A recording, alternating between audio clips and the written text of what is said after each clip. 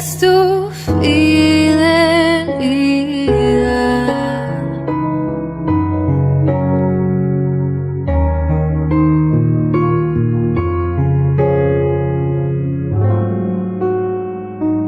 Tú me perdonas, me impartes el gozo tierno, me guías por sendas de paz. Eres mi fuerza, mi fe y mi reposo.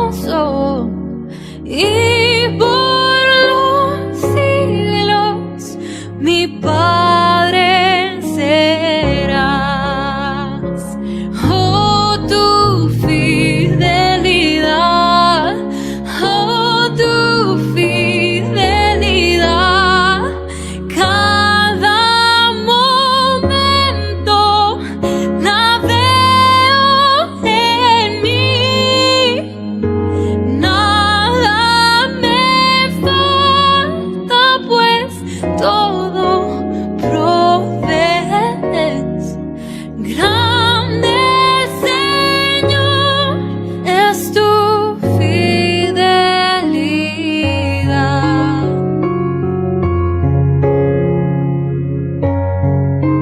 Señor, grande Señor, grande Señor es tu fidelidad.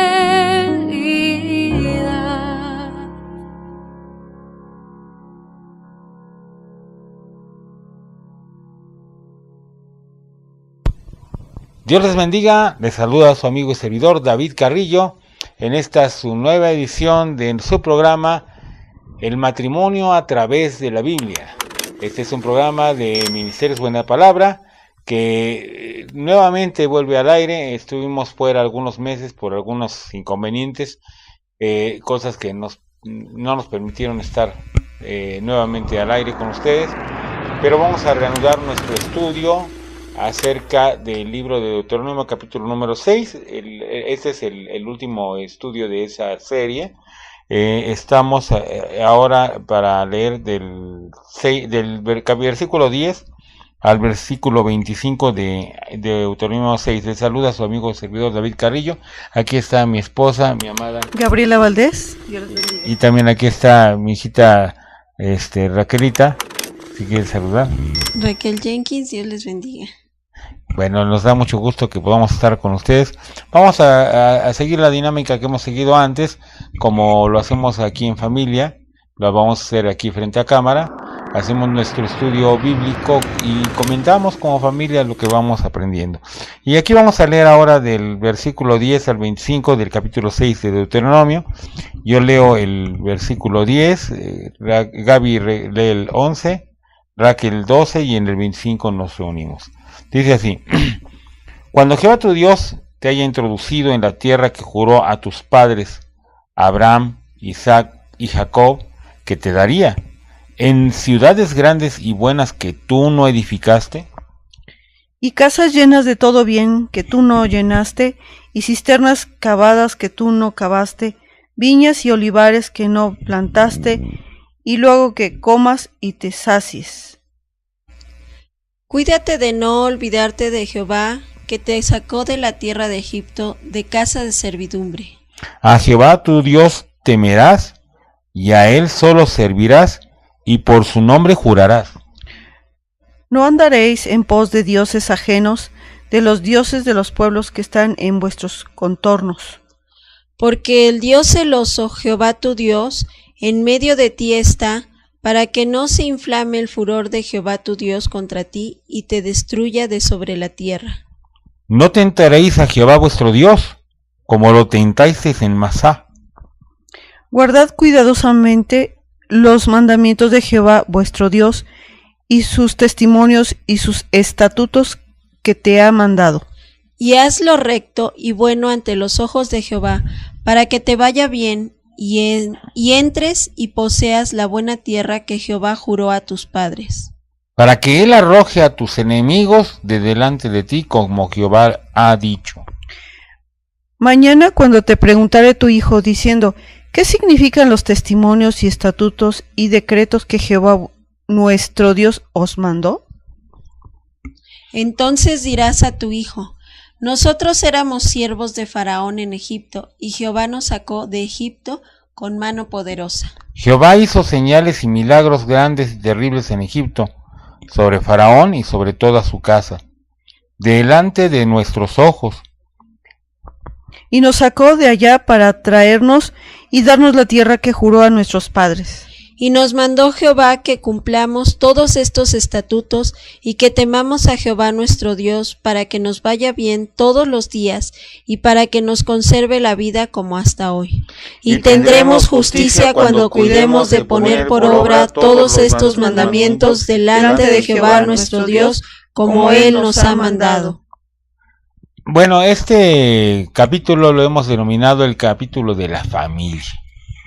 En las clases pasadas estuvimos estudiando acerca de cómo Dios nos habla de que los estatutos, los decretos, los mandamientos que Él nos dio, los tenemos que repetir, aprender, tenerlos en nuestra mente, en nuestro corazón, tenerlos inclusive en letreros, ¿verdad? Lo que veíamos, ¿no? Tenemos que ponerlo en los dinteles, en las puertas, en las paredes, para que siempre nos recuerde la palabra de Dios. Y que siempre recordamos que debemos de amar a Dios de todo nuestro corazón, de toda nuestra alma y con todas nuestras fuerzas, o sea, con todo el ser, ¿no? Así es. Entonces, esa es la parte importante de esto, que sería la parte anterior que ya hemos visto. Pueden buscar ustedes estos videos ya en línea, ahí están ya grabados, ustedes pueden verlos. Ahora vamos a estudiar esta última parte, una parte que es larga, pero que tiene una parte muy concreta para nosotros. Dice, cuando Jehová tu Dios te haya introducido en la tierra que juró a tus padres Abraham, Isaac y Jacob que te daría, en ciudades grandes y buenas que tú no edificaste, y casas llenas de todo bien que tú no llenaste, cisternas cavadas que tú no cavaste, viñas y olivares que no plantaste, y luego que comes y te sacies, cuídate de no olvidarte de Jehová. Esto es muy importante. Muchas veces la gente se queja acerca de las cosas que Dios no le da. Creo que es muy común, ¿no? Que nos quejemos de lo que Dios no nos da. Es que muchas veces tendemos a mirar las cosas que nos faltan, aunque tengamos lleno de abundancia, tendemos siempre a fijarnos en las cosas que nos faltan en lugar de fijarnos en las cosas que tenemos.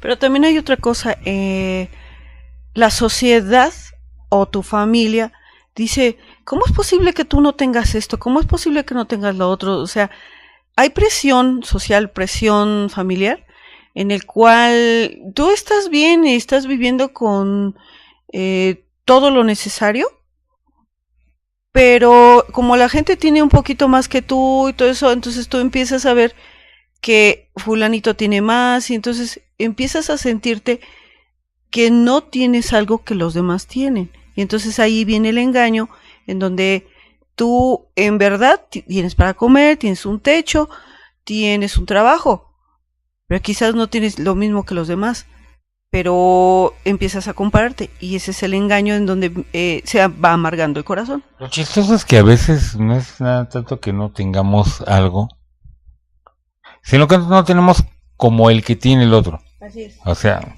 pero eso es envidia. Eso es envidia, pero Sí, lo peor es que además la pregunta es, ¿de veras lo tiene? O sea, hay mucha gente que tiene de todo, pero es suyo o es el banco.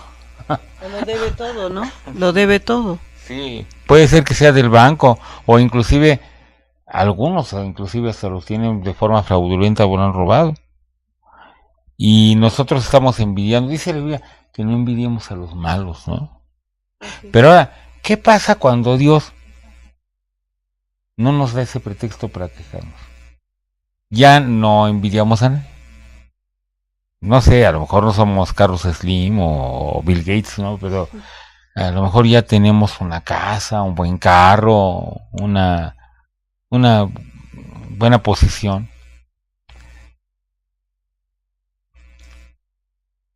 Tendemos a ser olvidadizos. Nos olvidamos de los que nos ayudaron a llegar al éxito. Nos olvidamos de aquellos que sufrieron con nosotros.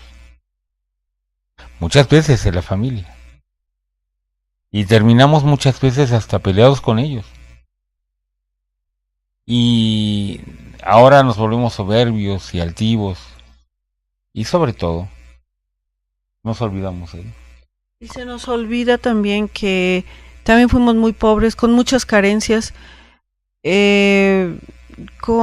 veces la carencia llegó al punto del el no comer, pero cuando uno entra en bastante dinero y economía, entonces, como dices tú, se te olvida ya todo.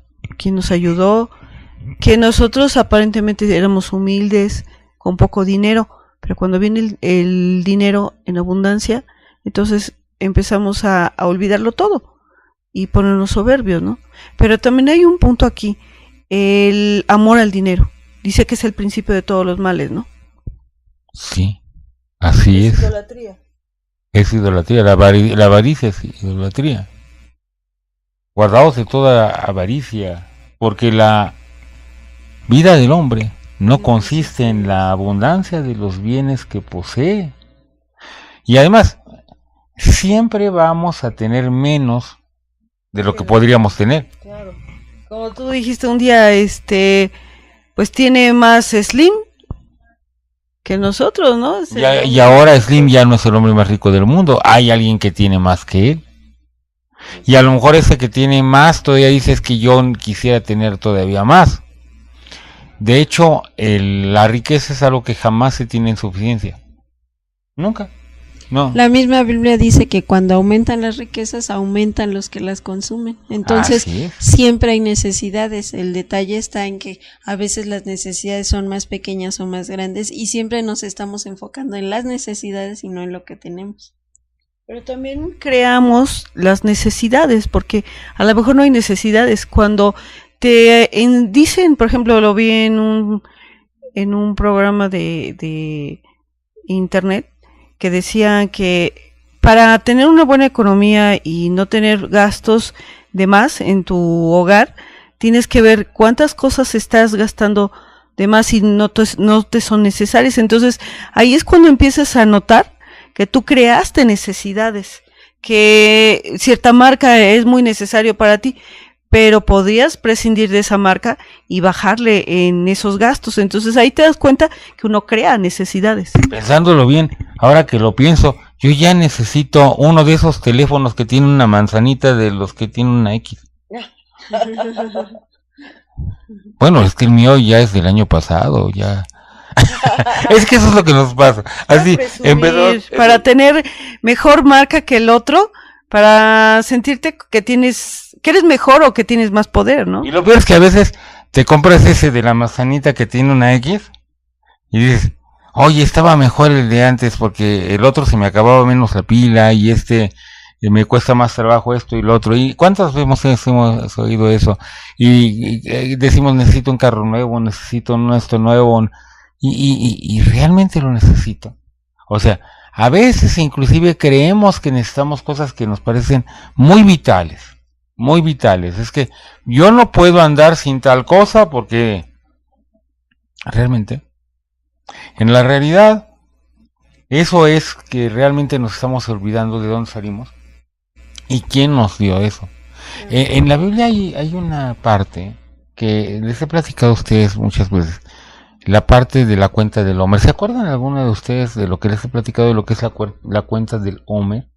Acerca de después de la Pascua, cuando se van juntando una semillita Es para llegar a Pentecostés, pero vas recordando exactamente lo que Dios hizo y lo que Dios te da con cada una de esas semillitas. Sí, que se va haciendo una oración con una semillita y la van poniendo hasta llegar al día 49, ¿no? Pero eso significa algo. ¿Qué es lo que significa? Lo que significa eso es que cuando Dios dio el maná en el desierto, lo dio en suficiencia. Siempre había suficiente. El viernes había suficiente para que el sábado no tuvieran que ir a recoger, ¿no? Y en donde quiera que había una parada, ahí tenían ellos su maná y comían todo lo que tenían que comer, no más de lo que debían y no menos de lo que De necesitaban. hecho, les daban instrucciones para que no recogieran ni más ni acumularan, sino comer exactamente lo que era de ese día. No guardarlo porque se echaba a perder. Pero aquí es... sí. Perdón, es que eso me recuerda a lo que nos pasa a nosotros. Porque, bueno, la gente que no nos conoce nuestra actividad, nosotros vendemos pan, pero los domingos se lo dedicamos a Dios. Y siempre hay comida para el domingo, aunque no vendamos. Sí. Ahora, aquí dice acerca de que llegas a ciudades llenas de cosas buenas, casas grandes, de todo bien, de cisternas cavadas, de viñas y olivares que no plantaste. Dice, y luego que comas y te sacies. Cuídate de no olvidarte de Jehová. Fíjense, ¿por qué? Porque de repente empieza a llegar en suficiencia. Cuando llegaron ellos a la tierra de Canaán, ellos ya tenían todo en suficiencia, pero no tenían más que maná. En comida era lo único que podían comer. Pero cuando ya llegan ahí, el maná cesa. Y cuando el maná cesa, Dios hace que siga todavía la cuenta del Homer. ¿Por qué es importante esto? Porque la cuenta del Homer nos está diciendo, aunque tú estés pudiendo trabajar, aunque tú ya puedas tener esto de ti, aunque tú ya no tengas que recibir el pan del cielo, de todos modos lo que recibes viene de Dios. La importancia de llevar la cuenta del Homer en los 50 días desde la Pascua es precisamente el recordar que todo proviene de Dios. Dios es el que nos lo da. No somos nosotros. Dice David, que Él es el que me da el poder para hacer las riquezas. Qué interesante lo que dice la Biblia, ¿no? O sea, realmente, si tú tienes más, no creas que lo lograste por ti mismo. Yo recuerdo un hombre que dijo que lo hizo para la gloria de su poder. ¿Te acuerdas quién fue? Nabucodonosor. ¿Y cómo le fue? Pues terminó como si fuera una bestia del campo en 4 pies, ¿no? Pies y manos, y comía de la hierba y no sabía nada de él, entonces hasta que Dios le permitió volver en sí, pero eso fue un castigo por ser soberbio y decir que él lo hizo. Dice la Biblia que Dios exalta a los humildes y que humilla a los altivos, ¿no? Y entonces ya dices, no, mira, yo ya me compré mi carro, yo hice mi carrera, ya tengo doctorado, ya tengo posgrados y ya voy acá, yo ya voy allá, ya he ido a Europa, a Oriente, etcétera. Y te sientes grande porque has hecho mucho. Cuídate. Aquí dice muy claramente, cuídate. Es una palabra de advertencia. Cuídate de no olvidarte de Jehová. Aún dentro del pueblo cristiano, también el decir yo sé mucho de la Biblia, yo he estudiado en un instituto, cosas por el estilo, el yo lo logré, no va ahí. No, definitivamente no. Dice que te sacó de la tierra de Egipto, de casa de servidumbre. No te olvides que tú eras un esclavo.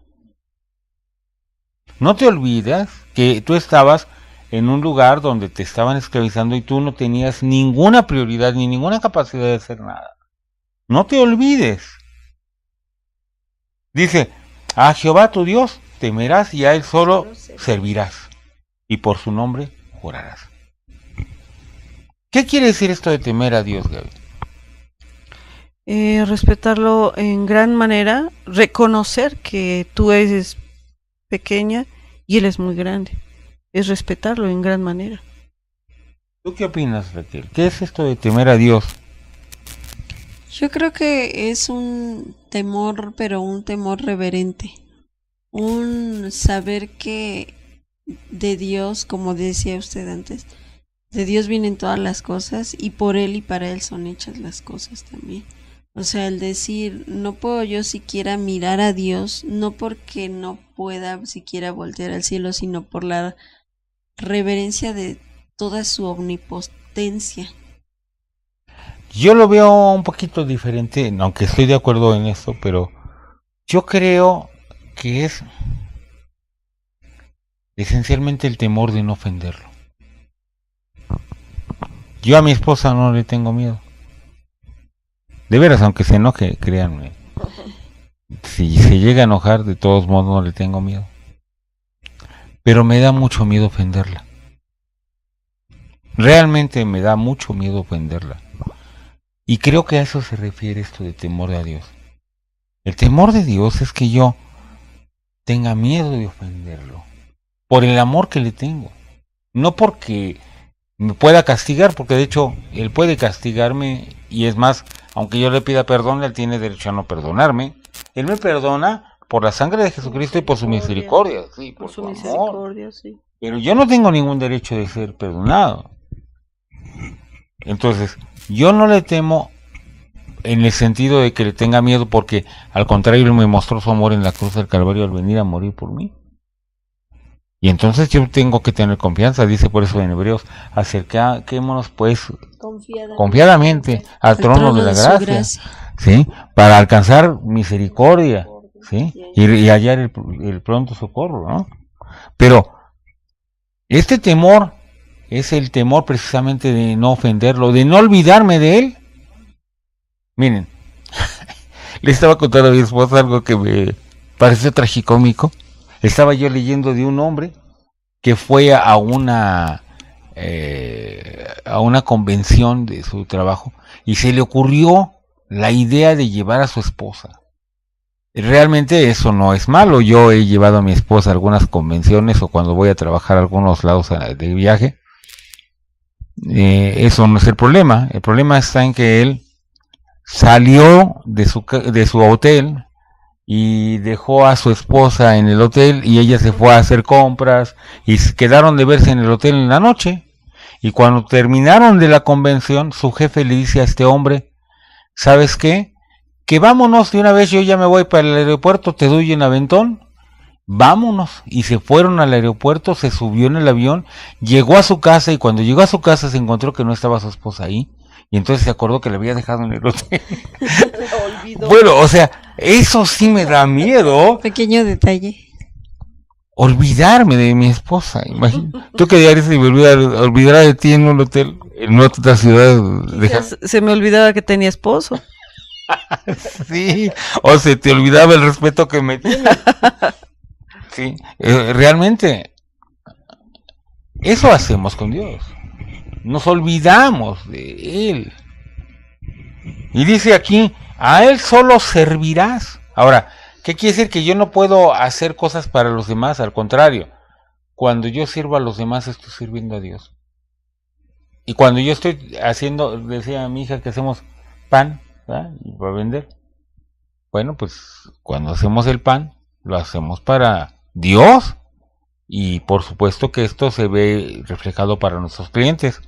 Por eso tratamos de hacer el mejor pan que podamos. Porque podríamos hacer un pan de mala calidad con implementos no tan buenos, ¿verdad? Y pues vender con más utilidad, pero no lo hacemos para los hombres, sino lo hacemos para Dios. Y por supuesto que los hombres son beneficiarios de ello. Dice, y por su nombre jurarás. Algunos dicen que que lo que dijo Jesús, no juréis ni por el cielo ni por la tierra, etcétera, quiere decir que no se puede jurar nunca. No se refiere a eso. Lo que se refiere es que la única manera, aquí lo dice, por su nombre jurarás, en que yo puedo jurar, sea porque sea Dios el que está avalando esto. Entonces, no es tan fácil jurar. Por lo que dice Jesús que no juremos, es porque habitualmente juramos en vano. La gente inclusive tiene eso en la flor de labios, ¿no? Dicen, sí, por Diosito Santo, ¿no? O inclusive cuando según le está jurando a su esposa que no le está engañando, te lo juro por Dios. Sí. Cuando ni es cierto. Y luego hasta esa expresión, por Diosito Santo, pues como que Dios fuera chiquito, ¿no? Lo están minimizando. No, o sea, cuando yo estoy jurando por Dios es algo muy sagrado.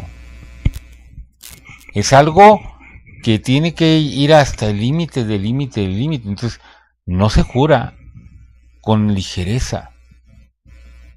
Pero cuando dice, por su nombre jurarás, se está refiriendo que estás hablando en la autoridad de Dios. Entonces ahí es muy fuerte. Pero hay una cosa, cuando tú temes a Dios, cuando tú juras, y no juras en vano, o sea, en nombre de Dios en vano, es cuando tú eres hijo de Dios, verdaderamente. Porque cualquier otra persona no le interesa Dios, no le interesa a las personas, le interesan sus intereses. Y es lo que yo le decía a mi esposo, que en qué manera puedes cumplir o ver todo esto en tu vida, lo que estamos leyendo. Lo que pasa es que solamente el Hijo de Dios, el salvo, puede tener en cuenta todo esto. ¿Por qué? Porque Dios te ha hecho libre, porque tú puedes pensar libremente en el nombre del Señor y cumplir esto. No que podamos con nuestras fuerzas, sino con la ayuda del Espíritu Santo de nuestro mismo Señor. Amén. Ahora, el siguiente pasaje dice, no andaréis en pos de dioses ajenos, de los dioses de los pueblos que están en vuestros contornos, porque el Dios celoso, Jehová tu Dios, en medio de ti está, para que no se inflame el furor de Jehová tu Dios contra ti y te destruya de sobre la tierra. No podemos andar coqueteando con otras cosas, ya no dijéramos otras deidades, porque muchas veces nuestros dioses, ¿qué son? Las cosas. Sí, muchas veces dice el evangélico, yo no soy idólatra, pero se refiere a los ídolos del catolicismo, sino ahora hay unos ídolos en el cual no toman en cuenta, por ejemplo, es el dinero, tomar en cuenta al poderoso, al que es muy rico, el que tiene poder, o nuestros hijos, ponerlos por delante de nuestro Dios. Lo que pasa es que está hablando de una idolatría en el cual pongamos en el lugar de Dios. Tengamos cuidado, si amamos más a nuestro marido, si amamos más a nuestros hijos, más que a Dios, esa es idolatría.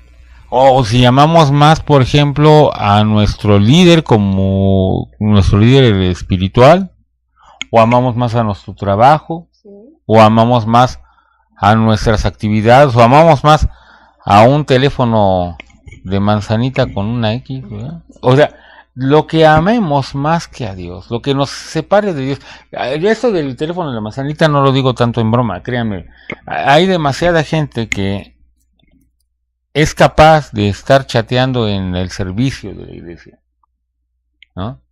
Es más, a mí me explota la cabeza cuando oigo un celular a medio oculto y en lugar de que la persona lo silencie y lo apague, agarra, se para y se va corriendo a contestarlo, o inclusive hay hasta quien se atreve a agarrar el teléfono y contestar, aunque sea quedito, en medio de la predicación. Y eso lo veo en docenas de veces. Y ese que eso ya es idolatría. Y no podemos hacer que Dios se ponga celoso y se inflame su ira sobre nosotros. Luego dice aquí, el furor de Jehová tu Dios contra ti. Y luego dicen, ¿por qué es que a mí me va tan mal? El otro día alguien me dijo, ustedes saben de quién estoy hablando, me dice, ay, es que yo no sé por qué es que Dios me ha puesto en esta prueba tan dura. Me le quedé viendo y le dije, espérate, tú no estás en una prueba. Tú cometiste este pecado y este error, y tú estás llevando la consecuencia de tu pecado. A mí no me vengas con que esto es una prueba de Dios. No, o sea, Dios no te está probando. Tú te estás metiendo en Dios y la consecuencia de tu pecado ahí se da. Pero es porque no consultamos a nuestro Dios. Queremos que, primero que tener algo que queremos hacer y que Dios nos ponga la firma de decir, ah, sí, hazlo, sí, mi hijo. Pero Dios no es el que apapacha el pecado. Dios no puede decir que estamos bien, sino primero tenemos que consultar a nuestro Dios para decir, Señor, esto es bueno, esto, claro que sabemos lo que debemos hacer y lo que no, pero, por ejemplo, si yo voy a tener quiero un trabajo o un plan de negocios, yo le tengo que primero orar a Dios, y si me dice que no, es no, porque entonces Él sabe si me va a ir bien o si me va a ir mal. Entonces, si Él dice no, me tengo que ajustar a lo que Dios diga.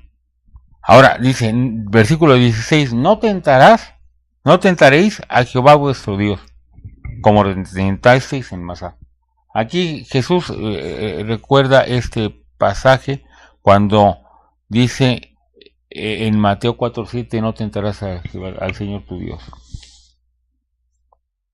¿Cuántas veces tentamos a Dios? ¿De qué maneras tan profanas tentamos a Dios? Llegamos hasta el límite de lo que sea pecado. A mí, una de las preguntas que más me choca que me hagan es, hermano, ¿es pecado ir al cine? Y les voy a decir que no me preocupa contestar si es pecado o no ir al cine. Lo que me preocupa es el sentido de la pregunta. Cuando alguien me pregunta eso, o por ejemplo cuando me dice, hermano, ¿es malo que yo use minifalda? El sentido de la pregunta es lo que me preocupa. ¿Por qué? Porque esa persona está buscando llegar al límite de lo que sería permisible sin que Dios se enoje. O sea, el sentido de la pregunta es, si no es pecado ir al cine, yo voy a ir al cine. Si no es pecado usar la falda más arriba de tal nivel, entonces yo la voy a usar.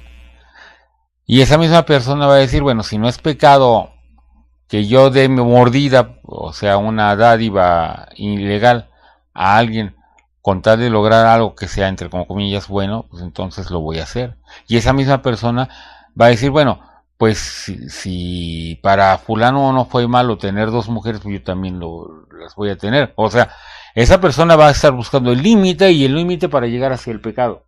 No está tratando de buscar la santidad, sino está tratando de evitar llegar hasta donde Dios se enoje. Y eso hace que Dios se enoje de inmediato. Bueno, es lo que tú decías, que el ofender a Dios es tener temor de ofenderlo. O sea, cuando tú tienes una relación personal con el Señor y luego llegas a amar y Él te ama, entonces es una relación personal en el cual tú no quieres ofender a Dios. Entonces tú dices, yo no quiero ofender a Dios, y entonces empiezas tú solito a decir, esto no está bien, porque va a ofender a Dios. Pero además, este análisis de conciencia es más fácil de hacer cuando, en lugar de preguntar si es malo ir al cine, me pregunto, Señor, ¿te agradará que yo vea esta película? Es muy diferente. Es muy diferente. Es muy diferente. En lugar de decir, ¿qué es malo utilizar la falda más arriba de tal? No, en lugar de eso preguntar, Señor, ¿a ti te agradaría esta falda hasta este nivel? Pero bueno, sobre todo la juventud cae mucho en, pues si Dios no me castiga, entonces quiere decir que le agrada. Y tampoco es por ahí la cosa. No, lo que quiero hacer debe ser tratar de agradarlo, no tratar de evitar que se enoje. Lo que ellos están en realidad diciendo es, Dios no se ha enojado conmigo, mira, todavía sigo. Por ahí inclusive hay un versículo que dice, tentaron a Dios y fueron librados. No hay que nos tentar enseñó a huir de la ira venidera. ¿sí? No hay que tentar a Dios. O sea, al revés. Entre más lejos estemos del pecado, mejor. Y si yo creo que tomar leche cortada es pecado, pues nunca comeré yogur. Porque dijo el apóstol Judas que aquel que para él es pecado algo, le es pecado. Entonces, si yo en determinado momento creo que es malo tomar leche cortada, no voy a poder tomar yogur. Nunca. A lo mejor alguna familia, algunas personas dicen, ay, qué espantados, porque muchas veces nos dicen, ay, ¿quién te prohíbe tantas cosas? No tomas, no esto, no lo otro, no. Es que mis actos voy a tener consecuencia de lo que yo hago. Y te lo está diciendo muy, muy claro aquí en la palabra de Dios, que si tú no guardas todos los mandamientos, sino evitar ser idólatra, no andar en pos de los ídolos del mundo, entonces Dios es el que te va a guardar. O sea, tienes cosas muy buenas que Dios te está dando, o sea, es la misma vida. Pero muchas familias se dicen, ¿por qué mis hijos están así? ¿Por qué mi esposo ya se fue? ¿Por qué estoy...? Y miren que yo no estoy diciendo del dinero, sino las consecuencias vienen sobre nuestras familias, sobre mí, sobre mi matrimonio, sobre mis hijos. Y eso es peor que fuera lo del dinero. Sobre todo porque los hijos vamos a imitar lo que vemos en los padres. Y si los padres no llevan una vida que realmente ame a Dios, los hijos no lo van a hacer simplemente porque los lleves a la iglesia. Entonces, esto de tentar a Dios es muy feo. Porque lo que estamos haciendo es que nos estamos destruyendo a nosotros mismos. Decía yo el ejemplo de la leche cortada. Yo no creo que sea pecado tomar leche cortada. A mí no me gusta el yogur, pero no creo que sea pecado, ¿no? Bueno, hay algunos yogures que sí me gustan. Mi esposa sabe escogerlos. No digo marcas porque entonces sí, ya me meto en líos. Pero sí hay algunos yogures, pero son muy pocos los que me gustan. Y además de que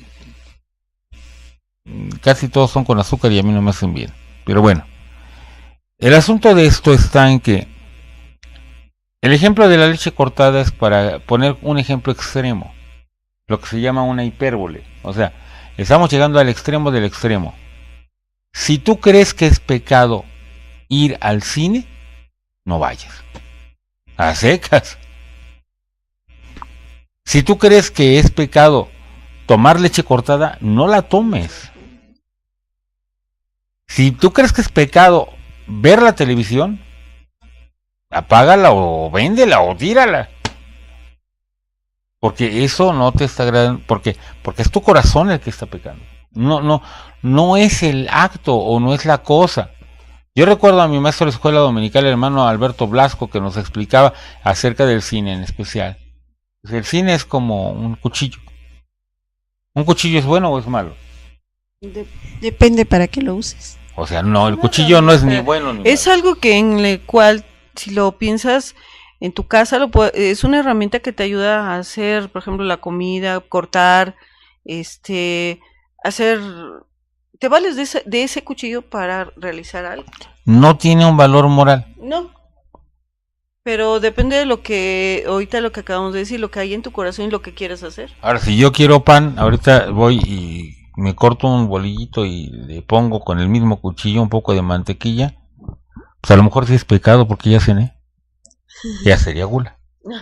Bueno, pero en realidad eso no es pecado, el cuchillo no es pecaminoso. Pero, ¿qué pasa si yo voy con ese mismo cuchillo, me subo en un autobús y asalto a la gente? Entonces sí es malo. Sí, porque ya tienes una intención de dañar. No es el cuchillo el malo. Lo malo es lo que yo tengo en mi corazón y lo que hago con él. Lo dice Pablo, ¿verdad? Lo que contamina es...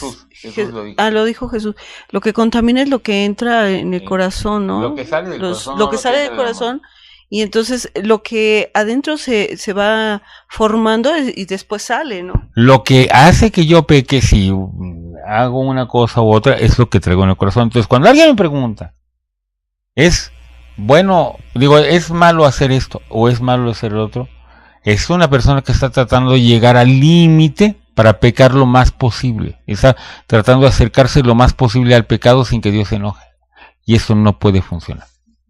En cambio, cuando una persona se está tratando de apartar lo más que puede del pecado, eso agrada a Dios. Ahora, dice aquí, guardad cuidadosamente los mandamientos, versículo 17, de Jehová tu vuestro Dios y sus testimonios y sus estatutos que te ha mandado. Guardar cuidadosamente. ¿Qué es eso de guardar? ¿A qué se refiere con eso de guardar? Pues que los atesores en el corazón, pero los pongas por obra.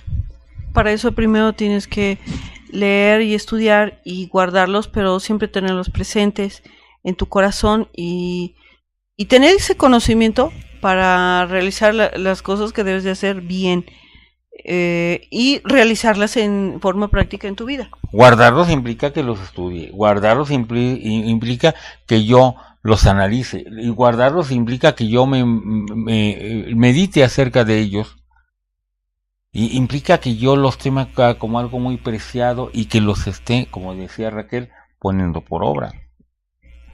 Tanto los mandamientos como los testimonios y los estatutos que Él ha mandado. O sea, todo lo que Dios ha dado hay que mantenerlo ahí, y dice cuidadosamente. Pero también hay algo que tenemos que ser valientes. Hay casi todo el mundo de alrededor de uno, en el trabajo, en la familia. Si tú realizas las cosas que tienes que hacer en bien, siempre va a haber una crítica, siempre va a haber un acoso. Te van a decir, ay sí, y te van a buscar algo que estás haciendo tú mal, para que te demuestren que no es cierto lo que tú estás ni diciendo ni haciendo. O sea, te van a buscar el problema, te van a decir, no es cierto lo que tú estás haciendo, eres un mentiroso, no estás haciendo bien las cosas. Y entonces te acosan tanto que entonces te empiezas a convertir como ellos, ¿no? En hacer pecado, no guardar los mandamientos. Para eso tú tienes que ser valiente y decir, no, yo he decidido ser hija de Dios y pase lo que pase, yo voy a continuar del lado de Dios. Ahora, esto es como un límite, una especie de límite, pero podemos ir todavía más allá. Aquí lo dice, el versículo 18, que a mí me encanta. El versículo 18 va más allá. Fíjense cómo dice. Ya habíamos guardado, ¿qué? Los mandamientos, los testimonios y los estatutos de Dios. Pero ahora que dice, y, o sea, además de esto, aquí empieza con una letra hebrea, que es la Vav, que se traduce como y. Es además. O sea, ya guardé los mandamientos, los testimonios y los estatutos. ¿Hay algo más? Sí. Y haz lo recto y bueno ante los ojos de Jehová. Salud. Gracias.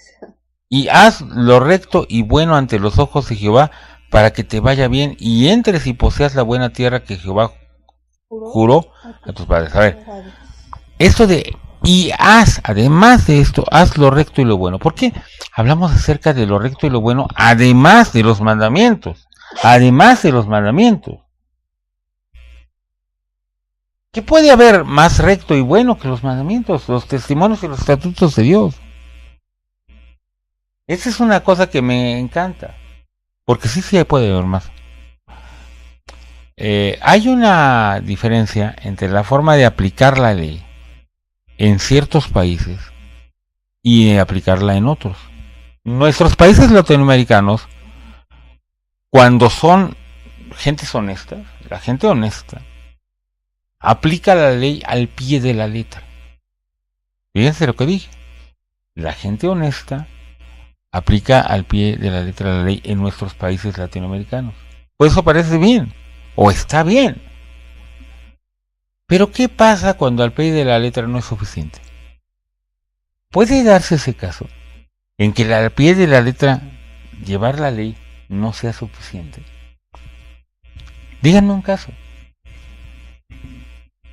¿No se les ocurre? ¿No se les ocurre? Bueno, les voy a decir un caso. ¿Qué tal si yo, por cumplir una ley, causo un daño a un inocente?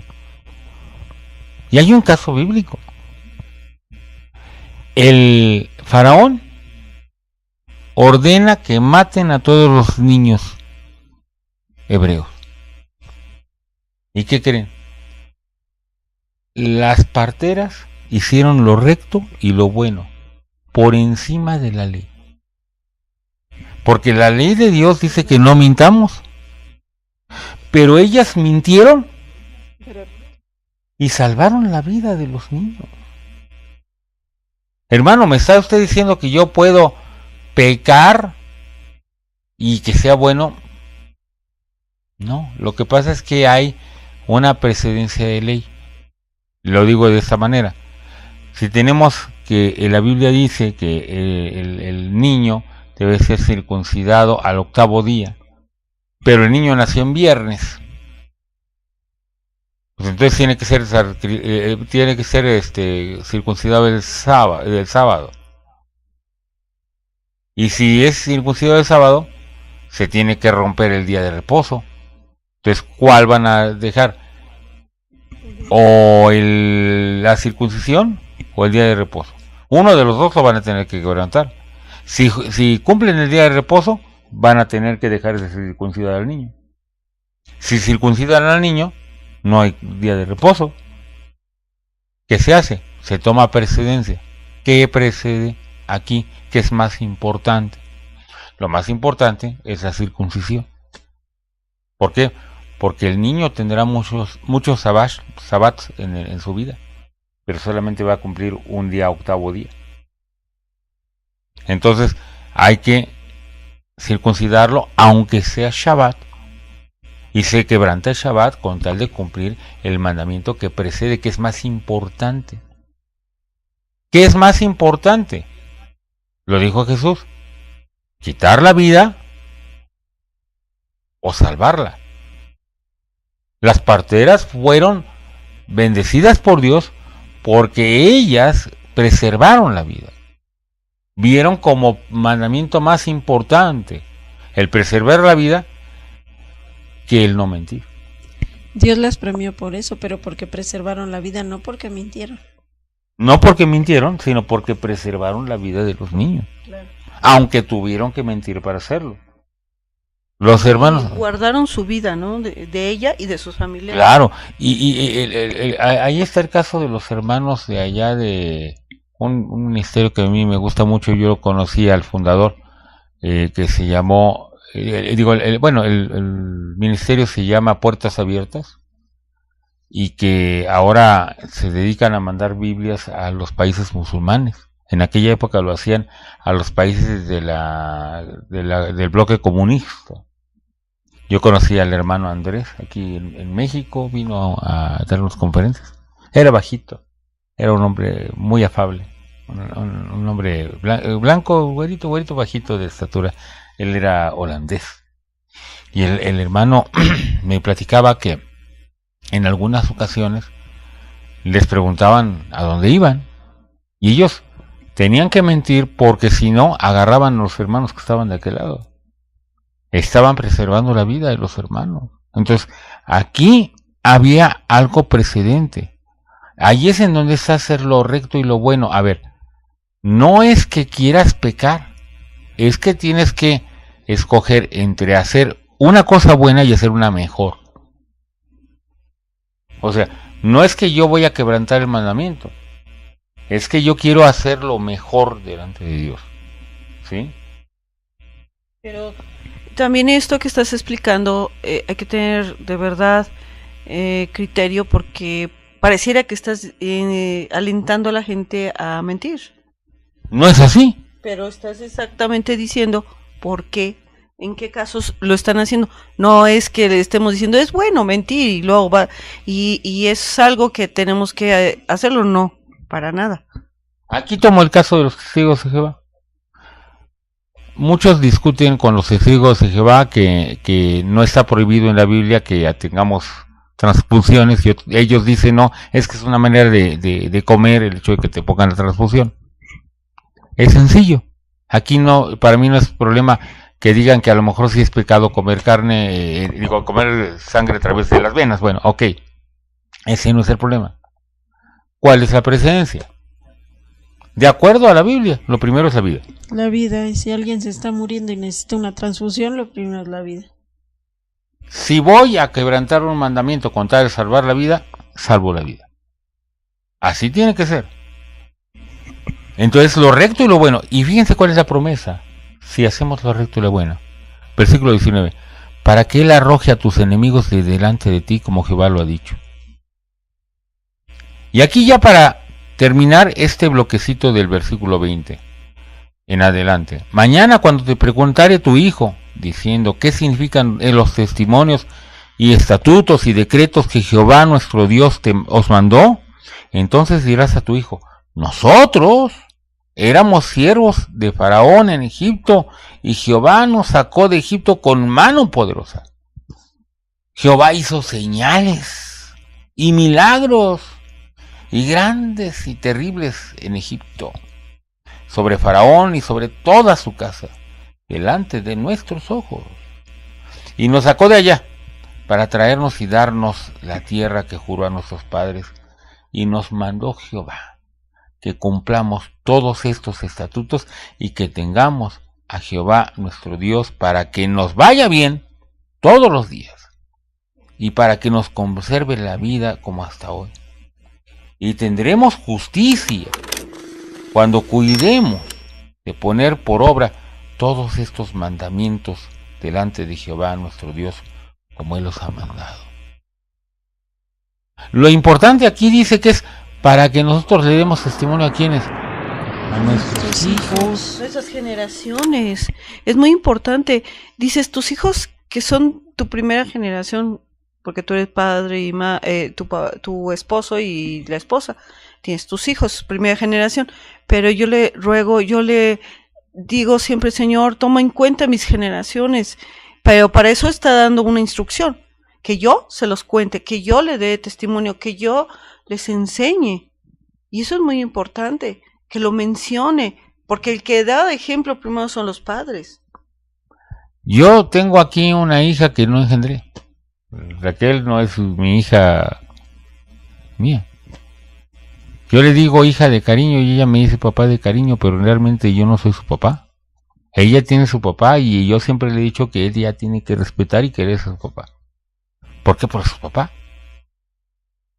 Pero mi labor como padre en el sentido moral, porque yo soy un padre moral de ella, no soy su padre. Yo no la engendré, ni derechos de padre tengo. Solamente soy, ahora sí que, un postizo, ¿no? Pero mi obligación de padre con ella es darle ejemplo. ¿Por qué me va a preguntar mi hijo qué significan estos testimonios? ¿Por qué los llevo a cabo? ¿Eso quiere decir que si no existe esa pregunta? Quiere decir que no lo estoy haciendo. Si no, van a decir como la niña que llegó el pastor a la casa y le dijo a su papá, vamos a dar gracias. Y ella volteó y le dijo a su papá, oye papá, ¿y por qué cada vez que viene el pastor a la casa damos gracias por los alimentos? Quiere decir que jamás daban gracias por los alimentos, ¿no? Pues claro, si los hijos no ven el ejemplo, no hay nada. Esto tenemos que llevarlo cuidadosamente. Usa esa expresión, cuidadosamente. La palabra diligencia en español me encanta. Quiere decir hacer las cosas bien y rápido. Eso es diligencia. Y tenemos que llevar con diligencia todos los mandamientos, los estatutos y los testimonios de Dios, y además hacer más que eso, aún más, ir a hacer lo recto y lo bueno. Y entonces nuestros hijos nos van a preguntar, ¿por qué hacemos esto? ¿Por qué es esto? Pero lo que estabas diciendo de dónde nos sacó, Nosotros también éramos esclavos antes de aceptar a Jesucristo, también éramos esclavos. Esclavos del pecado. Esclavos del pecado, y que hacíamos cosas terribles, avergonzantes, o sea, nos avergonzabas a nosotros mismos y a nuestra familia. Y muchas cosas nos quedamos callados y en secreto que nuestros padres no supieron. Pero Dios sí nos vio y Él sabe que estábamos en una condición terrible, pero ahora nos ha colocado en una familia hermosa, que Dios nos está dando bienes, que tenemos nuestro hogar, nuestros hijos, nuestro techo, comida, y por eso tenemos que darle gracias a Dios todos los días, porque Él es bueno y para siempre su misericordia. Pero entonces nosotros como padres, Gaby, tenemos que mostrar el evangelio no con palabras, con hechos. Con el ejemplo. Porque si no hay ejemplo, ¿qué hay? Hay un desejemplo, decía yo. No, es falta de respeto.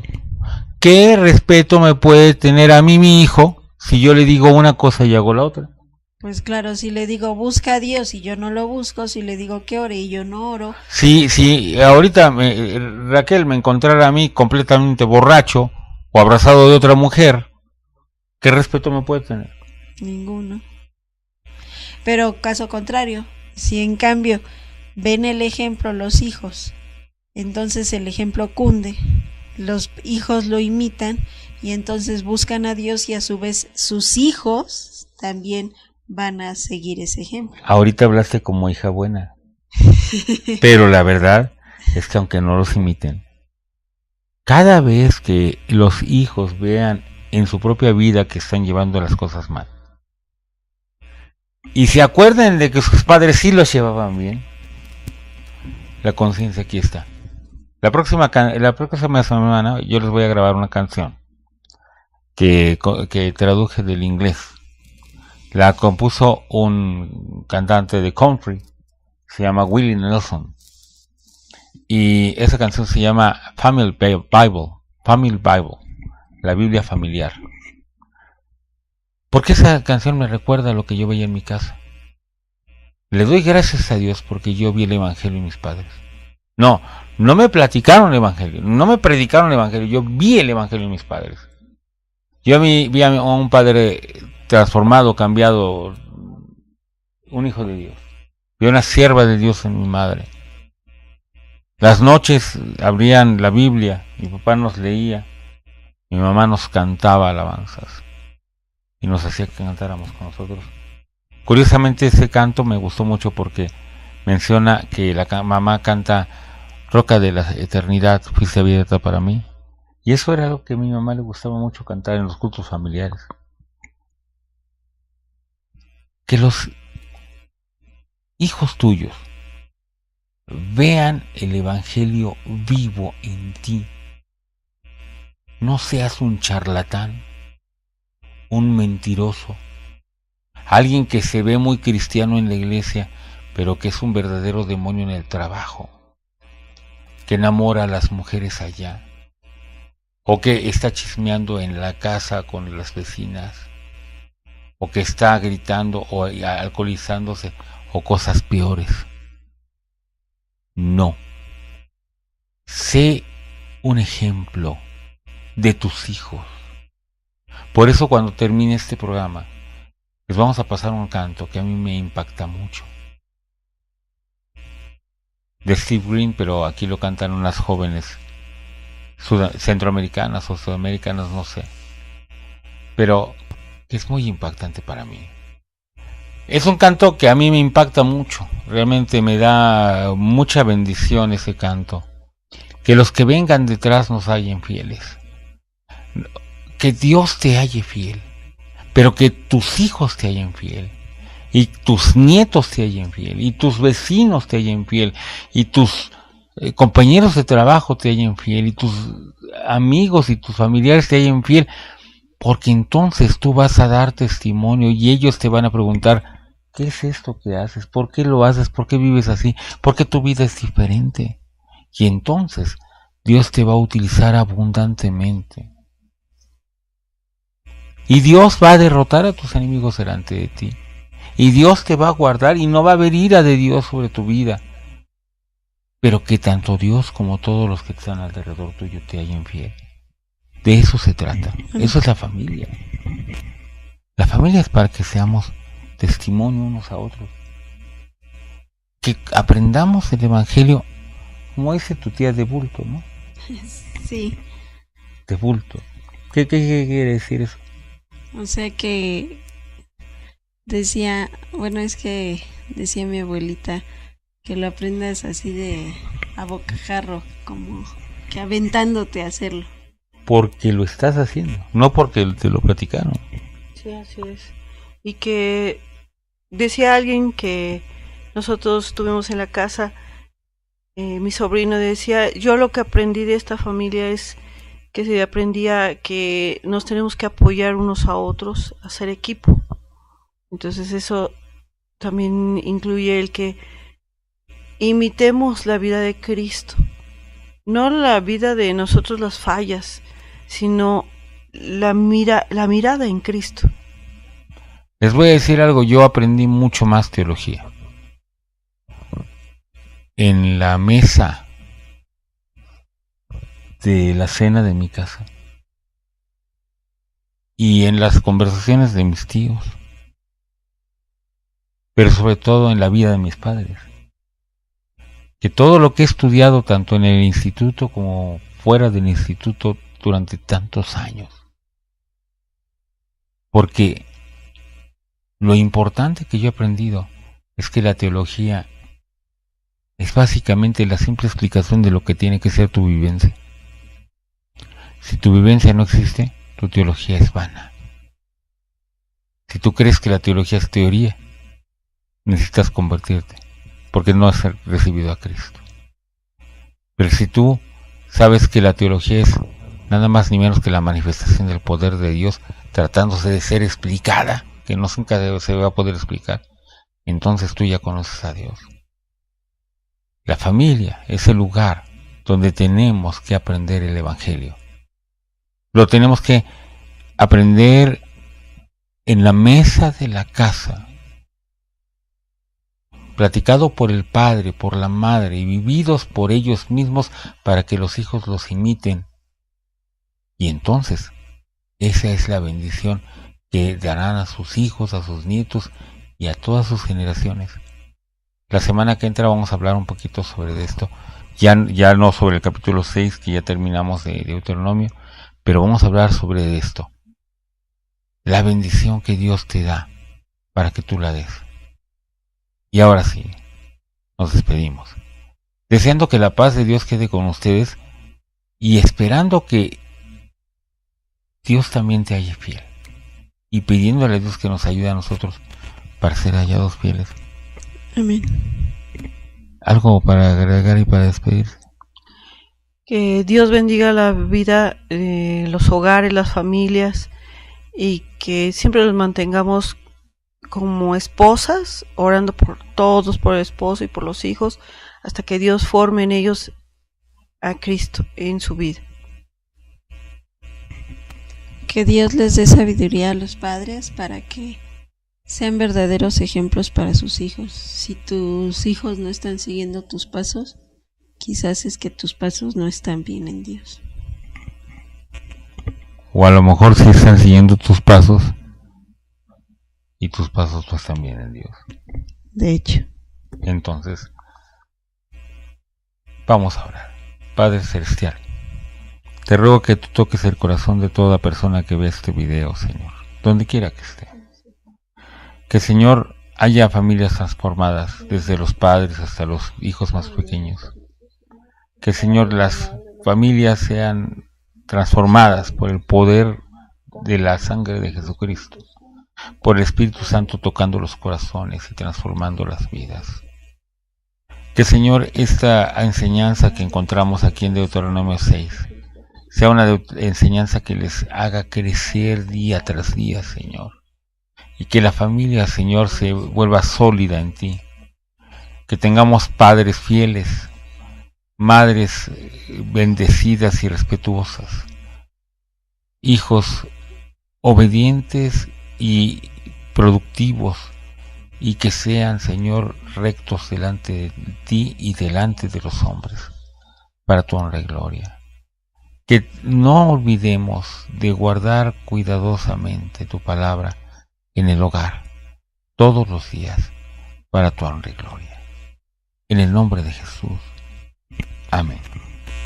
Les invito a contactarnos, sigan nuestro canal que se llama El Matrimonio a través de la Biblia. Les invito a bajar el video y compartirlo con otras personas. Ya a partir de estas fechas nuestros videos también aparecen en YouTube. Entonces van a poder empezarnos a buscar también en YouTube. Estamos en Facebook, pero también ya vamos a estar apareciendo en YouTube. Búsquenos en YouTube. Vamos a estar haciendo que esto se difunda lo más posible. Bajen el video, compártanlo con otras personas. Si ustedes tienen un medio de comunicación, tienen permiso de publicar este video, siempre y cuando nada más nos avisen a nosotros, mira, lo estamos difundiendo en tal lado, para que nosotros podamos orar por ustedes y que Dios lo utilice. Bueno, pues Dios les bendiga. Nos despedimos de todos ustedes, su servidor David Carrillo, Gabriela Valdés, Dios les bendiga. Raquel Jenkins. y esperamos que la paz de Dios esté con ustedes y con toda su familia, ahora y siempre. Amén.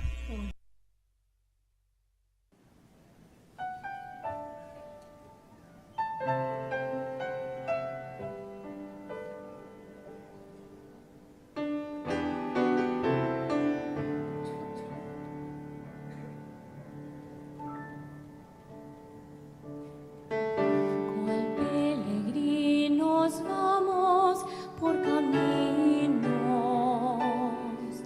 que otros cantes caminaron ya, dando ánimo a los fieles, consuelo al cansado. Sus vidas testimonios son por la gracia de Dios,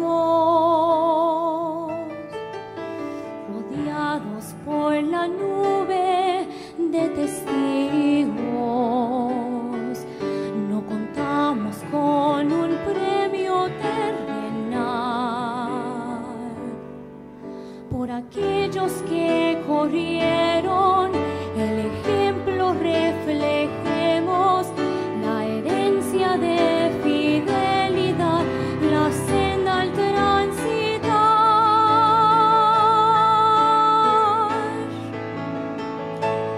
Que los que vienen detrás nos hallen fieles, nuestra vida y devociones de la luz, nuestras voces al unir a Dios puedan seguir, y nuestras vidas les inspira a obedecer.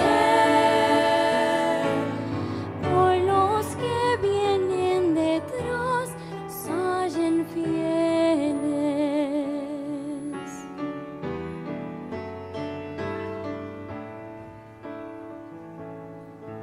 Como en tormentas vamos sobre pruebas,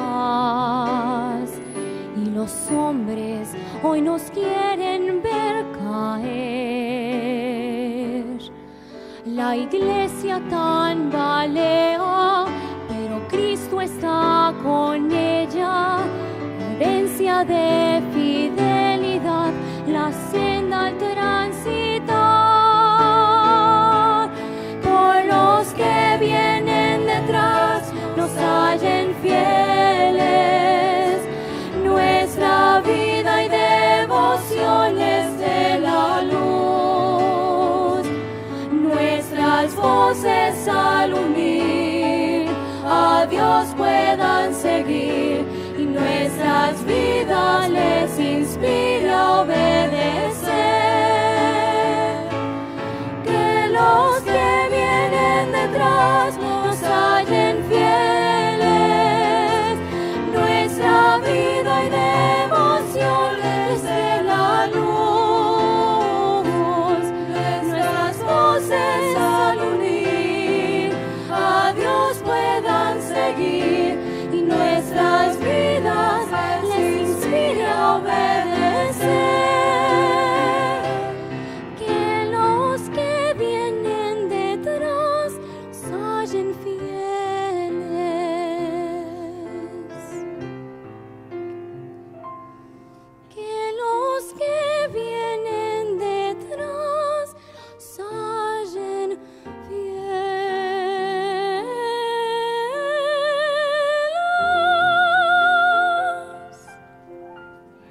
Amén. Amén.